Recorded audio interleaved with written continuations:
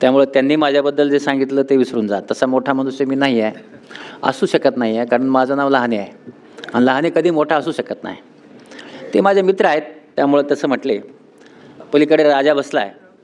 हा राजा माझा मित्र आहे आणि त्यांनी मला सांगितलं की तू ये. म्हणलं येतो.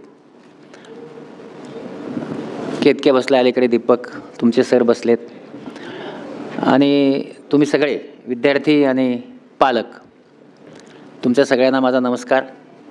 आत्ताच मी राजाला सांगितलं की 8वी 9वी 10वी हे विद्यार्थी आहेत आणि या विद्यार्थ्यांच्या समोर मी पहिल्यांदा बोलतो आहे. कारण मी सरासरी आता म्हातारा माणूस झालो आहे आणि त्यामुळे थोडीशी म्हणजे 11वी 12वी MBBS वगैरे वगैरे पुढे बोलत असतो.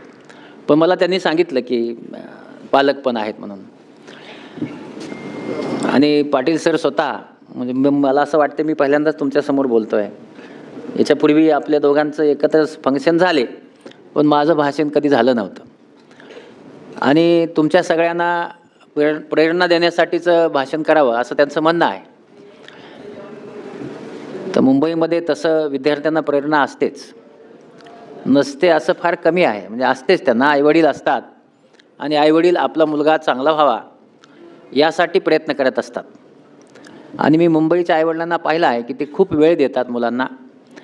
पण वेळ देत असताना त्या मुलांनी काय व्हावं हे त्यांनी ठरवलेलं असतं की आपला मुलगा इंजिनियर व्हावा, डॉक्टर व्हावा, हे सर्व आईवडिलांनी ठरवलेलं असतं आणि त्यात मग तो मुलगा वाढत असतो.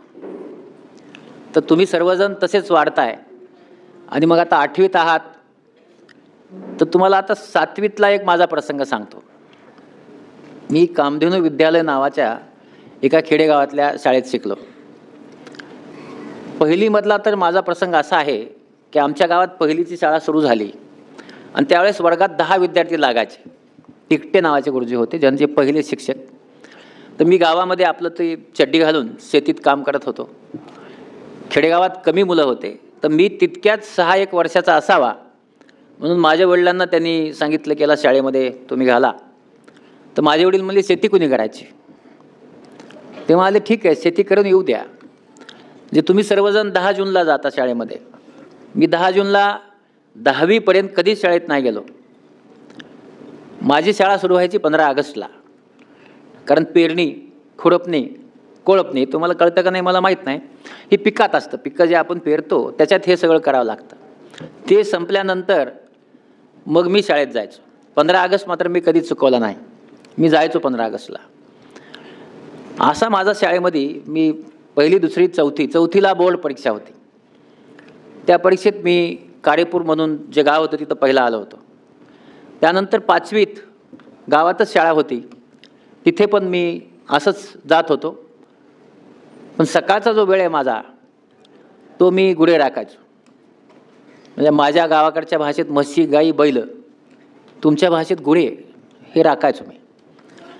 आणि तिथे सुकणी नावाचं गाव, तिथून शिक्षक यायचे बोंडगे गुरुजी.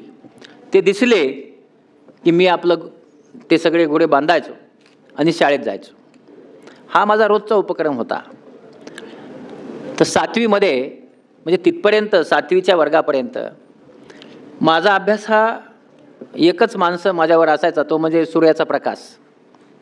रात्री माझ्याकडे चिमणी घेण्यासाठी रॉकेल नव्हतं किंवा गोडेतेल नव्हतं किंवा लाईट नव्हता. त्या गावामध्ये लाईट नव्हता. लाईट आला तेव्हा मी MBBSला लागलो होतो तेव्हा तो लाईट आला गावामध्ये. तोपर्यंत लाईट माझ्या गावात नव्हता. म्हणजे सूर्याच्याच प्रकाशात सर्व माझा अभ्यास असायचा. पण 1ली ते 10वी मी वर्गातला पहिला नंबर आणि शाळेचा पहिला नंबर कधीच सोडला नव्हता. आणि मी अभ्यास जे करायचो तर हा अभ्यास गुरांच्या मागं असायचा. गुरं राखता राखता पुस्तक वाचायचो. त्याचा एक निश्चित फायदा व्हायचा की ते जे अभ्यास व्हायचा तो एकदम पाठ होऊन जायचं मला. आणि पाठ झाल्यानंतर मला कविता पाठ व्हायच्या, संपूर्ण कविता पाठ होत्या, धडे पाठ व्हायचे. त्या काळामध्ये एक धडा होता, चिंगी महिन्याची झाली नाही, तोच पाठ होता मला. बाकीच्या सर्व कविता पाठ असायच्या कारण गुराच्या मागं बाकी काही नसायचं, फक्त अभ्यासच असायचा. आणि मग 8वीमध्ये 7वीमध्ये एक बोर्डाची परीक्षा आली, याचे स्कॉलरशिपची परीक्षा आली. 120 रुपये मिळायचे. तर मला शिक्षक होते शहाजीराव गुरुजी म्हणून, ते म्हणाले बस तू परीक्षेला. परीक्षेला मी बसलो. आपल्याकडे काय करतात मुलं की अशा परीक्षेचा कंटाळा करतात. बसल्यानंतर त्याचे फायदे निश्चित असतात. मी परीक्षेला बसलो त्यावेळेस लातूर जिल्हा नव्हता, उस्मानाबाद जिल्हा होता एकच. त्या जिल्ह्यात मी पहिला आलो. मार्क मिळाले सगळ्यात जास्त, पण 120 रुपये मिळाले. माझ्या आयुष्यातली ती पहिली कमाई होती. कारण मला फक्त 1.5 एकर जमीन होती. त्यात 4 बहिणी, 3 भाऊ, आई आणि वडील. या सर्वांचं पोट भरणं शक्य नव्हतं. आणि म्हणून मी रविवारी मजुरी करायचो. मजुरी म्हणजे दुसऱ्याच्या शेतात जाऊन काम करणे, त्याला मजुरी म्हणायचं. त्यावेळेस 1 रुपया मिळायचा. 1 रुपया महिन्यामध्ये 4 रुपये मिळत असत मला. आणि त्याच्यावर मी माझं काम करत असे. मला 7वीपर्यंत पेन नव्हता. आजही मला पेनचं खूप अट्रॅक्शन आहे. समजा मला कोणी पेन दिला, मी त्याला नाही म्हणत नाही. 7वीत जेव्हा 120 रुपये मिळाले तेव्हा मी पहिला पेन विकत घेतला. तोपर्यंत माझ्याकडे पेन नव्हता. बोरू होता, बोरू. शाईच्या दौतीत बुडवायचं आणि त्यांनी ते लिहायचं. पण स्कॉलरशिपने एक निश्चित झालं की माझं नाव, त्यावेळेस मराठवाडा नावाचा पेपर होता, त्या पेपरमध्ये छापून आलं आणि मी एका पुंडलिकराव लहानेंचा मुलगा आहे हे लोकांना माहिती झालं. म्हणजे कुठलीही स्पर्धा परीक्षा ही आपल्यासाठी खूप फायद्याची असते. ती आपण दिली तर आपल्याला एकतर कॉन्फिडन्स येतो आणि आपण किती आपलं नॉलेज आहे हे आपण स्वतः टेस्ट करू शकतो. म्हणून अशा स्पर्धा परीक्षा असतील, पासच व्हावं असा नियम नाही, पण द्याव्या निश्चित. त्यामुळे आपलं ज्ञान वाढतं. अभ्यास एक अशी गोष्ट आहे की आपण अभ्यास कसा करतो. आजकालची मुलं, सरांनी सांगितलं की मोबाईलचं तुम्हाला फार ज्ञान आहे. त्याचे किती फायदे आहेत? त्याचे फक्त तोटे आहेत. मोबाईलचा एकही फायदा नाही. फक्त एकच फायदा आहे की काही अडचण आली, कुठं अपघात झाला तर अशा वेळेस आपल्या घरच्यांना संपर्क करणे, एवढा एकच फायदा आहे. बाकी मोबाईलचे तोटेच तोटे आहेत. आणि मग आता तर त्याच्यावर गेम आले आहेत. आपलं IQ कमी करण्याचं काम मोबाईल करतं. आपलं जे इंटेलिजन्स आहे ते कमी करतं. मग आपण आता अभ्यास कसा करतो? एकतर आपण अभ्यास करतच नाही. परीक्षा जवळ आली की आपण अभ्यास करतो. परीक्षा जवळ येईपर्यंत अभ्यास करत नाही. रोजच्या रोज अभ्यास करणं आता बंद झालं आहे. पण तुम्हाला खरंच पुढे आयुष्यात मोठं व्हायचं असेल तर विज्ञान सांगतो. तुमच्या क्लासचं नाव वैज्ञानिक आहे. विज्ञान काय? समजा तुम्ही पुस्तक वाचलं, 1 पेज वाचलं आणि डोळे बंद केले, किती आठवतं? कितीही हुशार मुलगा असेल तरी त्याला त्याच्यावर असेल तर आकृती दिसेल, एखादं मोठं कुठलं पॅराग्राफचं नाव दिसेल किंवा एखादं मधलं काहीतरी तो पॅराग्राफचा पूर्ण अर्थ समजेल. तर ते एक वेळेस वाचल्यानंतर आपला मेंदू 15% ग्रास करतो. किती टक्के? 15%. मग आता आपलं म्हणतो की आवृत्ती, 1 आवृत्ती द्या, 2 द्या, 3 द्या, असं पूर्वज आपल्या अगोदर सांगायचे. का? त्यांना हे विज्ञान माहीत नव्हतं, पण त्यांना तंत्र माहिती होतं. मग आता हे अभ्यास करत असताना आपण तोच जो पान आहे, आपण वाचल्यानंतर बंद करा, डोळे बंद करा आणि आठवा. आठवत असताना डावीकडचं पान असेल तर तुम्हाला आठवेल की तिथे काय लिहिले, तिथे काय लिहिले, तिथे काय लिहिले. त्याच्या पुढे काय आठवत नाही. मग पुन्हा वाचा तेच पान. वाचत असताना काय होईल? तुम्ही आठवून पाहिलं आहे म्हणजे काय केलं? Stimulation of the brain. तुम्ही मेंदूला स्टिम्युलेट केला आहे. कसा? की बाबा मला हे आठवत नाही आहे. मग काय करतो? ग्रास्पिंग पॉवर ज्यावेळेस मेंदूची, त्यावेळेस 5 पट होते. किती पट? 5 पट. पण कधी व्हायला लागली? आठवून पाहिलं तर.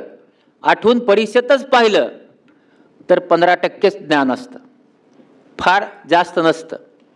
आणि मग जेव्हा सेकंड टाईम तुम्ही ते वाचाल त्यावेळेस तुम्ही ते ग्रास्पिंग पॉवर तुमची वाढल्यामुळे 45% लक्षात राहतं.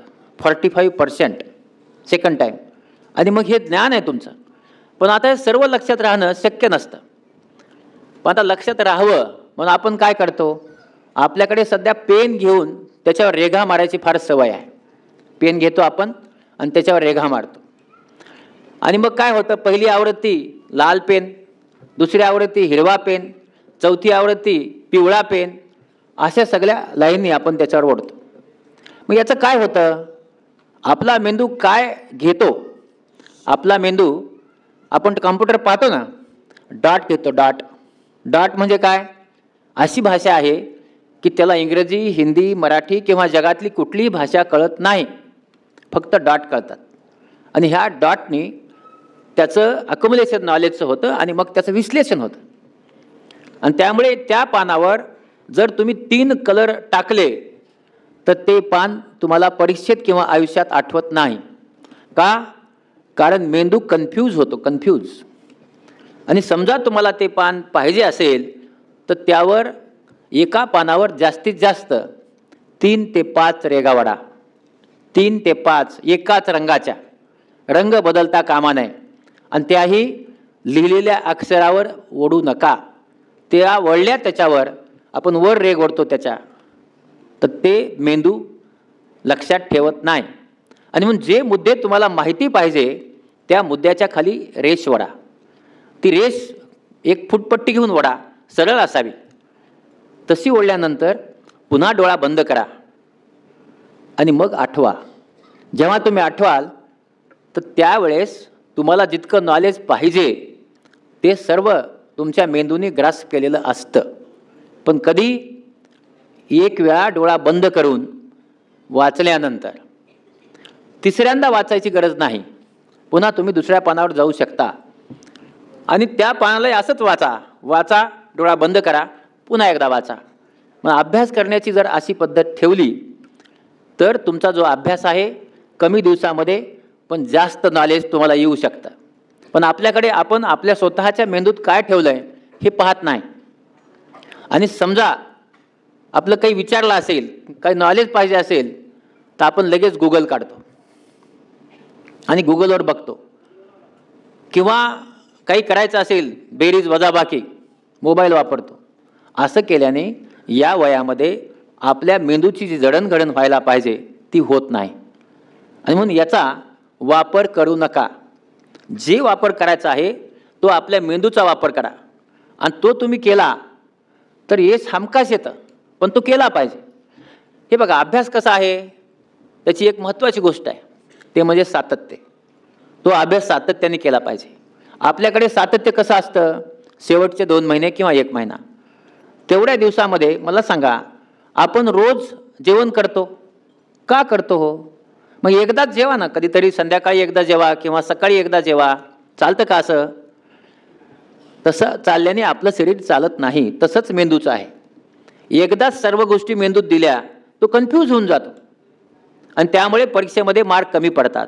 आणि मग आईवडील म्हणतात खूप हुशार होती ती, पण बहुतेक मास्तरांनी मार्क दिले नाहीत. मास्तरामुळे तिला कमी मार्क पडले. किंवा मग कोणाला तरी आपण असं त्याच्यात एक सांगतो याच्यामुळे काही झालं, पण तसं झालेलं नसतं. कारण विज्ञान जे सांगतं त्या विज्ञानाप्रमाणे आपण केलेलं नसतं आणि ते नाही केल्यामुळे हे प्रश्न निर्माण होतात. तुम्हाला एक उदाहरण सांगतो. मी 10वीत आलो, आजारी पडलो, फार आजारी पडलो. टायफॉईड झाला आणि मला शिक्षकांनी सांगितलं परीक्षा द्या. 3 महिने शाळेमध्ये गेलो नव्हतो. त्यावेळेस हायर मॅथ होतं. हायर मॅथमध्ये प्रमेय असायचे, प्रमेय. आणि एक 25 मार्काचा प्रश्न यायचा 10वीला. किनगाव नावाचं सेंटर होतं, तिथं गेलो मी आणि हायर मॅथचा पेपर होता, तो देत होतो. तर प्रमेय आला होता 25 मार्काचा, तो मी अटेंड केला नव्हता. मला त्यातलं काहीही माहीत नव्हतं. त्या परीक्षेचे सेंटरचे इन्चार्ज हे माझ्या शाळेचे हेडमास्टर होते.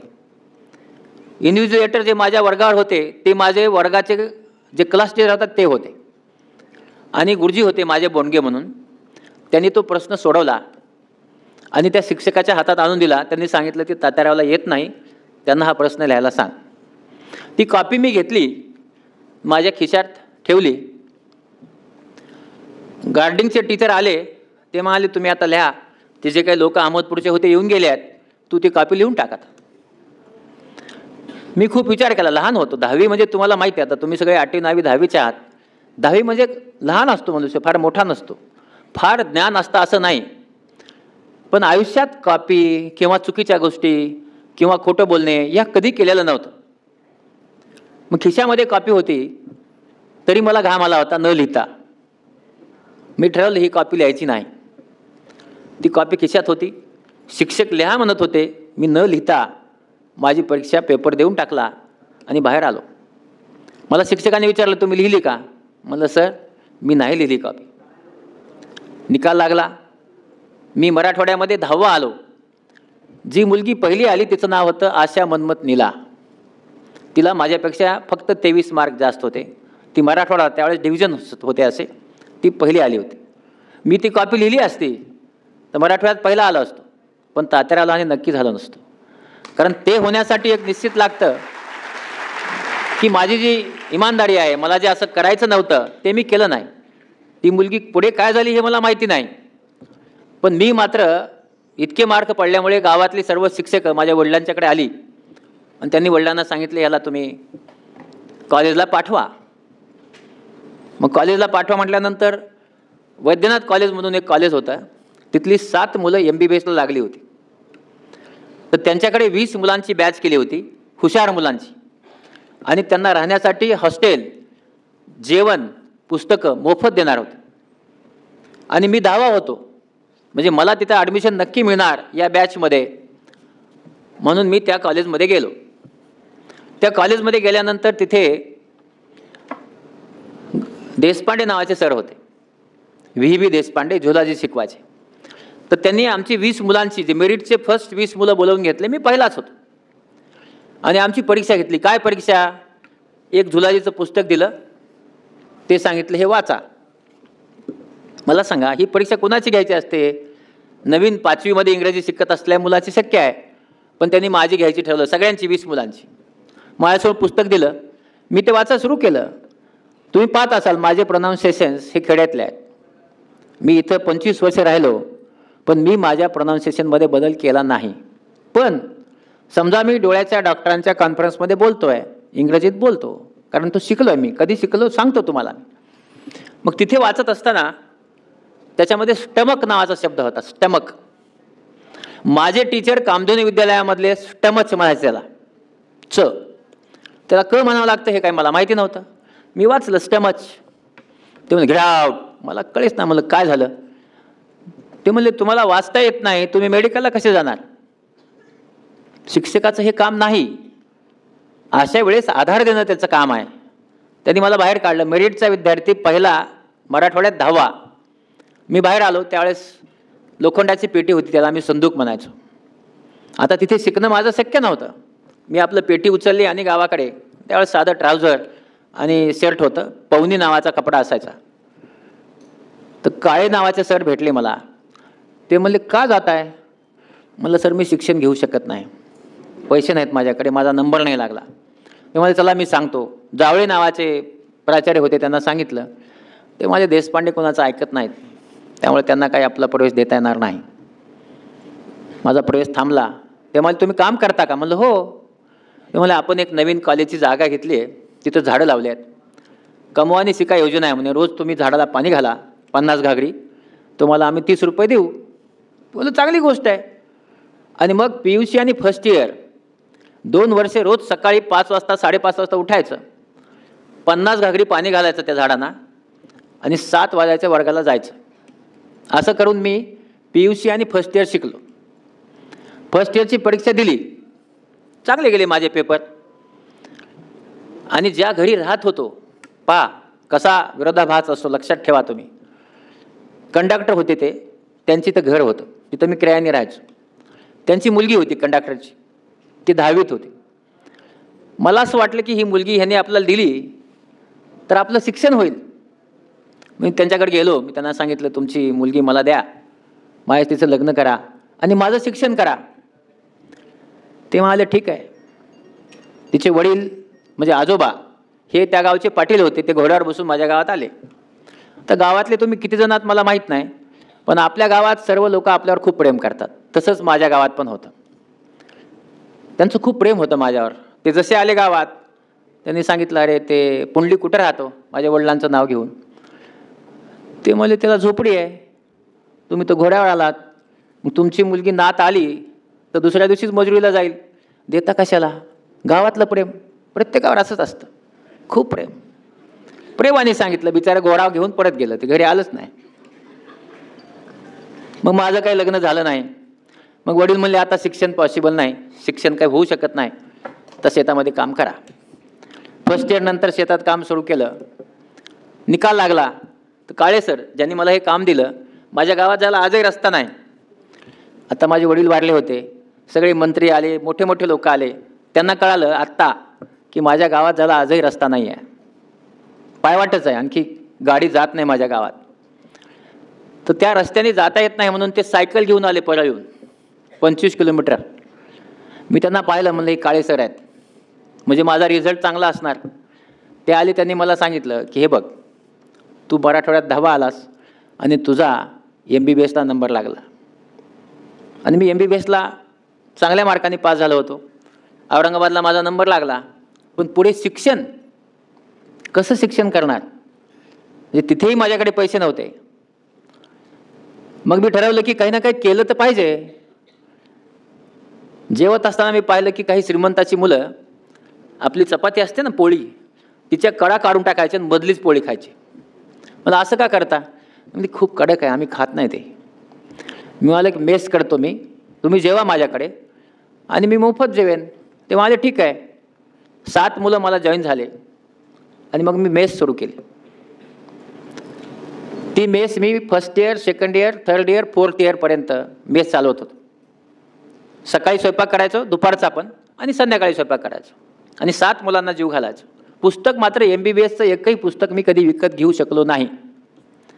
लायब्ररीमध्ये जाऊन बसायचो, नोट्स वहीवर काढायचं आणि तीच पुस्तक परत द्यायचं. एकच पुस्तक मला मिळायचं घरी वाचायला, ते घेऊन जायचं. असं 4th इयरपर्यंत केलं. आणि जेव्हा 4th इयरला आता अपियर होणार, तेव्हा मला सांगितलं की माझ्या भागात आमदार होते रघुनाथराव मुंडे म्हणून. ते तुम्हाला भेटायला आले. मला का भेटायला आले? त्यांच्याबरोबर किशनराव देशमुख म्हणून दुसरे आमदार होते, अहमदपूरचे आमदार होते, दोघंही आले मला भेटायला. माझ्याकडे माझ्या याच्यात गादी नव्हती. मी सतरंजीवर झोपत होतो. मला गादी घेता आली नाही, कारण तितके पैसे माझ्याकडे नव्हते. मग ते आले, त्यांना काटवर बसवलं. तर म्हणलं कसं काय आलाय? मला काय नाही, असंच आलो वगैरे. पुन्हा येऊन सांगितलं पाहुणे होऊन आलो. म्हणलं कुणाकडे? मी तुमच्याकडे. मग मुलगी कुणाची आहे? ते म्हणे आमदारांची मुलगी आहे. म्हणलं गडबड झाली तुमची. म्हणलं माझ्याकडे काही नाही आहे, शेती नाही आहे, मी गरीब आहे, झोपडीत राहतो, आणि तुम्ही कसं देणार म्हणलं मुलगी? तुम्ही आमदार आहात, कंडक्टरनी मला मुलगी दिली नाही, तुम्ही तर आमदार कसं देणार? ते मला नाही, आम्हाला द्यायची आहे. चांगली होती ते. म्हणलं ठीक आहे, तुम्हाला द्यायची आहे तर तुम्ही माझ्या घरी जा. घरी तुम्हाला पटलं किंवा द्यायची आहे तर तुम्ही द्या, एकुलती एक मुलगी. पण काही माणसं खूप चांगली असतात, जसं आता आमदार साहेब आहेत, कपिल पाटील साहेब आहेत, त्यांना समाजाचं ज्ञान असतं. आणि त्या आमदारांनी मला ती मुलगी दिली. लग्न पण झालं, 3rd इयर 3rd टर्म परीक्षा. पण ते माझ्याबरोबर राहिले नाहीत. म्हणजे आपल्याला निश्चित लक्षात ठेवा की काही म्हणलं, विज्ञान जरी म्हणलं तर नशीब असतं. माझ्या डोळ्याच्या पेपरच्या दिवशी ते मुंबईत वारले. म्हणजे त्यांचा तसा मर्डर झाला मुंबईमध्ये आमदार असताना, आणि ते वारले. आणि डोळ्याचा पेपर मला देता आला नाही, मी नापास झालो. आता मी डोळ्याचा डॉक्टर आहे, पण डोळ्याच्या विषयात नापास झाला मनुष्य आहे. म्हणून नापास झालं म्हणून माणूस मोठा होत नाही, हे नक्की समजू नका. नापास जरी झालं तरी यश नक्कीच मिळतं. दुसऱ्या वेळेस मी पास झालो आणि आता डोळ्याचा डॉक्टर आहे. पण डोळ्याचा डॉक्टर आहे, आता सांगितलं एवढे एवढे ऑपरेशन झाले, असे होत नसतात ऑपरेशन. त्यासाठी खूप मेहनत लागते. आपल्याकडे इच्छाशक्ती असेल तर आपण यशस्वी होतोच, फक्त एकच वेळ लागतो, आणि तो वेळ आपली द्यायची इच्छा, आपल्याकडे इच्छाशक्ती पाहिजे. मी अंबेजोगाईला रुजू झालो होतो तेव्हा माझ्याकडे पेशंट यायचेच नाहीत डोळ्याचे. आमदारांचा जवळ असल्यामुळं लोक मला मुंडे म्हणायचे आणि दुसरेच पेशंट यायचे. मग मी कॅम्प सुरू केले आणि घाटनांदूरच्या कॅम्पला गेलो. ज्या प्रसंगाने मला तात्याराव लहाने केलं तो हा प्रसंग आहे. तिथे बिराजदार नावाचे डॉक्टर होते, त्यांच्याकडे 10च पेशंट आले. म्हणलं बाकीचे पेशंट? त्यांनी सांगितले की नंदागोळ नावाचं गाव आहे, त्या गावातल्या एका पेशंटचं ऑपरेशन झालं होतं, तो पेशंट मेला, आणि म्हणून या भागातले लोक डोळ्याचं ऑपरेशन करूनच घेत नाहीत. त्याचा मी अभ्यास केला तर त्यांच्या डोळ्यामध्ये काचबिंदू झाला होता. आपल्याकडे गावाकडे असतं ते मारुतीचं मंदिर, त्याच्यात ते बसले, डोकं दुखतंय म्हणून त्याने त्या मंदिरावर डोकं आपटलं, मेंदूमध्ये रक्तस्राव झाला आणि वारले. पण गेलं ते डोळ्यावर. मग म्हणालो चला आपण त्या गावात जाऊ. आम्ही त्या गावामध्ये गेलो, सरपंचाला भेटलो, म्हणलं असं असं मी डोळ्याचा डॉक्टर आहे, आपल्या गावामध्ये लोकांना अंधत्व आलंय समजलं. इतकं म्हटल्यानंतर त्यांनी दगड घालायला सुरू केले आणि 10 किलोमीटर आम्ही पळून आलो. पण मी सोडलं नाही, मी ठरवलं की नाही आपण केलं पाहिजे. त्या गावात एक चंद्रभागा नावाची माझ्या गावाची मुलगी दिलेली आहे. तिथे गेलो, तिला भेटलो. तिचे सासरेच आंधळे होते. तर त्यांना म्हणालो काय मामा कसे आहात तुम्ही? काय नाही म्हणले, जीवन खराब आहे, कुत्रे जेवतात माझ्याबरोबर, आंधळा झालो आहे. मला चला ऑपरेशन करू. ते म्हणले घेऊन जा, पण ते मरतंय म्हणे, मेल्यास मला ह्या गावात आणून सोडा. म्हणजे मी ते आपण म्हणतो ना आपल्या पुराणात यम डॉक्टर होतो, पण यम म्हणून आलो त्यांना घेऊन जायला. त्यांना घेऊन गेलो, त्यांचं ऑपरेशन केलं, त्यांना घरी आणून सोडलं, दिसायला लागलं. दुसऱ्या दिवशी त्या भागामध्ये जे लोक अंध होते असे 30 लोक एकदाच ॲडमिट झाले. त्यांचे ऑपरेशन्स केले मी, त्यांना दिसायला लागलं. आणि त्यानंतर लोक समजायला लागले की हा चांगला डोळ्याचा डॉक्टर आहे. पण मेहनत लागते, दगडं खावी लागतात माणसाला, ते खाल्लं तरच मग यश येतं, असं यश येत नाही. आणि म्हणून आपला यशस्वी व्हायचं असेल तर त्याच्यासाठी मेहनत खूप महत्त्वाची असते, हार्डवर्क. आता हार्डवर्क म्हणजे काय, त्याचं एक एक्झाम्पल सांगतो तुम्हाला. तुम्हाला फिजिक्स आहे का? नेसंट ऑक्सिजन आहे, कळतो? दुर्डी माहीत आहे का? दुर्डी, waste paper basket in your language, माहीत आहे ना? तिला छिद्र असतात बघा, आहे ना? त्या दुर्डीमध्ये छिद्र असतात सगळे, आपण त्याच्यामध्ये कधी पोळ्या वगैरे ठेवतो. पाहिली आहे दुर्डी? तर एका इंजिनिअरिंग कॉलेजमध्ये असेच पलीकडचे शिक्षक आहेत ना बसलेले, तुमचे कीर्तनकार, चांगले शिक्षक, ते इंजिनिअरिंग कॉलेजमध्ये होते. त्यांनी सगळे विद्यार्थी बोलावून घेतले आणि त्यांनी ती छिद्र असलेली दुर्डी त्यांच्या हातात दिली आणि सांगितलं त्या नदीचं पाणी भरून घेऊन या दुर्डीमध्ये. तर सर्व मुलं म्हणाले काय शिक्षक, म्हणजे ते कीर्तन करून वेडा झाला असं काहीतरी झाल्यासारखं झालं. मग कसं काय येईल दुर्डीमध्ये पाणी? मग ते गेले काय, आणि त्यांनी सांगितले की याच्यामध्ये काही टाकायचं नाही, न टाकता घेऊन यायचं, म्हणजे प्लॅस्टिक टाकू नका, काही टाकू नका, पण दुर्डी भरून घेऊन या. मग ते गेले घ्यायला. मग थोड्या वेळाने काही नाही, दुर्डी भरून बघितली, वर पाणी येत नाही मध्ये. पुन्हा काही जणांनी बघितली, पाणी येत नाही मध्ये. मग काही थोड्या वेळाने आले, 2 तासाने आले, 3 तासाने आले. सकाळी 9ला सांगितलं होतं, म्हणजे 5:30ला भेटू आपण. मग 5:15 वाजता हे गेले तिथे. ते म्हणाले आले का सगळे? ते म्हणले आले सर. आणलं का पाणी कोणी? नाही म्हणले सर. कसं पाणी येणार? छिद्र असले दुर्डीला कधी पाणी येत असतं का? येऊ शकत नाही. मग म्हणाले मोजा. तर 99 होते. म्हणले 1 नाही आहे. सर पळून गेला असेल म्हणे तो घरी, तू कसा येणार? तर ठीक आहे, माझा 5:30चा वेळ आहे, आपण पाहूया म्हणले. आणि मग 5:30 वाजता ते तिथे गेले. तर एक विद्यार्थी त्यांचा दूरवरून दुर्डीमध्ये पाणी घेऊन येत होता भरून. मग ते पाणी आणल्यानंतर ते दुर्डीतलं भरलेलं पाणी पोरामध्ये नाही प्लॅस्टिक टाकलं असेल. ते जेव्हा जवळ आला तेव्हा त्याने दाखवली दुर्डीत प्लॅस्टिक नव्हतं, पण दुर्डी भरून पाणी त्याने आणलं होतं. मी कसं आलं? विज्ञान सांगतो. विज्ञान असं आहे की आपण जेव्हा ही दुर्डी आत बुडवता आणि वर काढता तर दोघांचा संगम जिथे होतो, हवेचा आणि पाणी खाली पडते त्याचा, त्यावेळेस नेसंट ऑक्सिजन तयार होतो फ्रिक्शनने. तो नेसंट ऑक्सिजन त्याच्या लाकडं आहेत त्याचे, त्या लाकडामध्ये घुसतो. लाकूड जेव्हा पाण्यात भिजतं ना तेव्हा ते सुचतं ना, मोठं होतं ना, तसा ते भिजतो. आणि मग पुन्हा आपण मध्ये घालून पुन्हा उचललं, फक्त आतच टाकून ठेवला होत नाही, लाकूड कुजून जातं. पण ते लाकूड आत वर आत वर असं जर 1,00,000 वेळा, किती? 1,00,000 वेळा दुर्डी भरून ती जर वर उचलली आणि पुन्हा बुडवली तर त्याच्यामध्ये येणारा नेसंट ऑक्सिजन हा त्या लाकडांना फुगवतो आणि जे छिद्र आहेत त्याचे छिद्र बुजवतो. एकदा छिद्र बुजले, सकाळी 9 वाजल्यापासून संध्याकाळी 5:15 वाजेपर्यंत न जेवण करता, कारण मध्ये थांबलं की पुन्हा नेसंट ऑक्सिजन कमी होऊन जातो आणि पुन्हा छिद्रे मोठे होतात. न थांबता सकाळी 9 ते संध्याकाळी 5:15 म्हणजे किती तास झाले? 8.25 तास ती दुर्डी म्हणजे मध्ये घालायची, पाण्यात उचलायची, मध्ये घालायची, उचलायची, हळूहळू भरत येते. थोडी थोडी भरत पूर्ण भरते. आणि ती जेव्हा 1,00,000 वेळा खालीवर होईल पाण्याच्या, तेव्हा ती दुर्डी पाण्याने भरता येते, मध्ये प्लॅस्टिक न टाकता. तर असं करून एवढी दिवसभर मेहनत करून, दोन्ही गोष्टी आहेत, इंटेलिजन्स आहे आणि मेहनती आहे, हुशारी आहे आणि मेहनती आहे, हे करून त्या विद्यार्थ्यांनी ती दुर्डी भरून आणली होती. का? शिक्षक सांगतं ते बरोबर असलंच पाहिजे असं त्या विद्यार्थ्याला वाटत होतं. म्हणजे कुठंतरी आपलं चुकतंय, शिक्षकाचं नाही. म्हणून शिक्षकावर विश्वास असणं गरजेचं आहे. तो विश्वास, हुशारी आणि काम करण्याची तयारी, हार्डवर्क हे केल्यामुळे ती दुर्डीभर पाणी आलं होतं. आणि त्या माणसाचं नाव, त्या मुलाचं नाव होतं APJ अब्दुल कलाम. पुढे चालून ते एवढे मोठे सायंटिस्ट झाले, भारत देशाचे प्रेसिडेंट झाले. आणि आपण नेहमी म्हणतो ना, बाळाचे पाय पाळण्यात दिसतात, म्हणून बाळाचे पाय हे नक्कीच पाळण्यात दिसतात, त्याची हुशारी पाळण्यात दिसतच असते. आणि म्हणून त्यांनी जे केलं त्याला म्हणायचं हार्डवर्क. तर आपल्याकडे काय महत्त्वाचं आहे? एक महत्त्वाचं आहे ते म्हणजे आपल्याकडे नियमितपणा असला पाहिजे.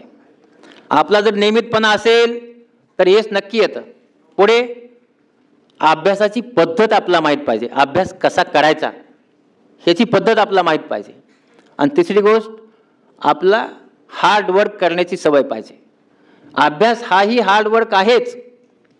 आणि नेहमी लक्षात ठेवा की आपण बघतो 40% 100% मार्क मिळतात. असं का होतं? तर सर्वच मुलं आहेत ना, मग इतका फरक का? आपल्या मेंदूमध्ये, कुणाच्याही मेंदूमध्ये, एक्सेप्ट काही लोकांचा मेंदू हा IQ कमी असतो, पण तो आपला कळतो. पण ज्यांचा IQ कमी नसतो अशी 97% मुलं आहेत, मुलं मुली, म्हणजे फक्त 3% लोकांचा IQ कमी असतो. मग आता एवढं असल्यानंतर एकाला 40% आणि एकाला 100% का होतं? कारण आपण आपले जे घटक आहेत, काय, सातत्य आपलं नसतं, नियमितपणा नसतो, अभ्यासाची पद्धत नसते, हार्डवर्क नसतं. म्हणजे आलं पुस्तक टाकलं खेळायला गेलं, विल पॉवर नसते. आणि बाबांनो एक गोष्ट लक्षात ठेवा, ज्या सवयी लहानपणी लागतात त्याच सवयी पुढे राहत असतात. आणि म्हणून आपण त्याच सवयी जर पुढे ठेवल्या तर यश निश्चित येतं. पण या सवयी कुठल्या आहेत? अभ्यासाच्या सवयी आहेत, लहान लहान सवयी आहेत, मोठ्या नाही. या आपण केल्या तर आपलं यश नक्की येतं, पण आपण तसं करत नाही आणि म्हणून आपण यशस्वी होत नाही.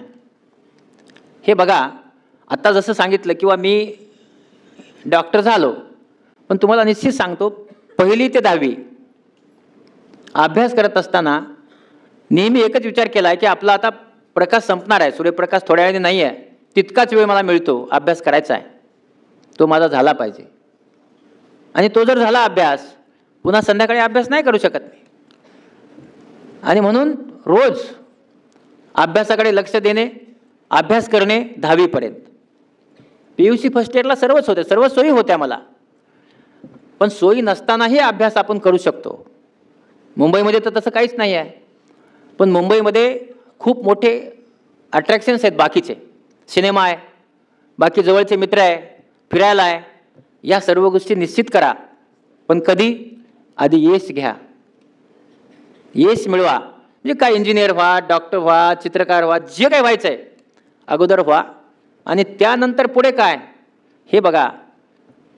पुढे जाऊन तुम्हाला सिनेमा बघायला कुणी अडवणार नाही, भटकायला कुणी अडवणार नाही, फिरायला अडवणार नाही. पण पुन्हा त्यावेळेस तुम्हाला 8वीत बसता येणार नाही. बसता येईल का? नाही बसता येत. तेव्हा 9वीत बसता येणार नाही, 10वीत बसता येणार नाही. आणि म्हणून विद्यार्थी हा आत्ताच असतो. आणि म्हणून एवढी मोठी संधी आहे.